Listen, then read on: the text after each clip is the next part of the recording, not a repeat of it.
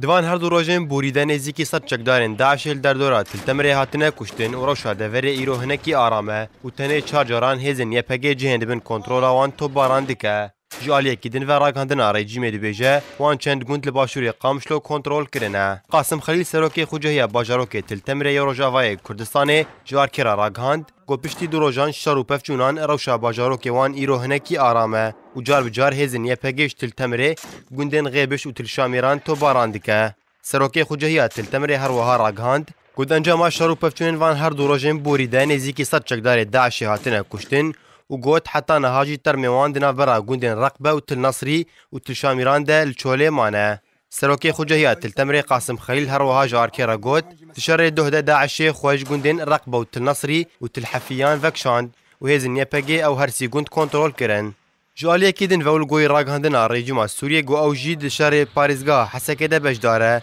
وان لقل هيزن برگريان اجتماعي چند قند لباشوري قامشلو كنترول كرنه ده تلفزيون السمايا ريجيما السورية راپورتا كميداني جگوندوارين قامشلو بلاف كر و تيده هيزا كمزين يا ريجيمي ديار دبه لقوي راپورتا همان تلفزيون ريجيمي قو هيزن وان ايريشا كداعش لسر باريزغا حسكه تيك شكاندن و بدهان كشتين داعش بجهده مانه تلفزيون ريجيمي دبيجه لباشوري قامشلو تنه لشكرن وان لقل هيزن برفانيان اجتماعي شردكن و امجب ويكي كر قو هيزن يبهجي لگوندوارين تلتمره شر داعش دكه لگوری داخوانین یپگی گوتنه هزینوان لباشوری قامشلو شر داعش دکه لیج عالی خواه تلویزیون رژیم راپورتین میدانی جگوندوارین قامشلو بلاف دکه و دبیجه تنه هزین مال لباشوری قامشلو شر داعش دکه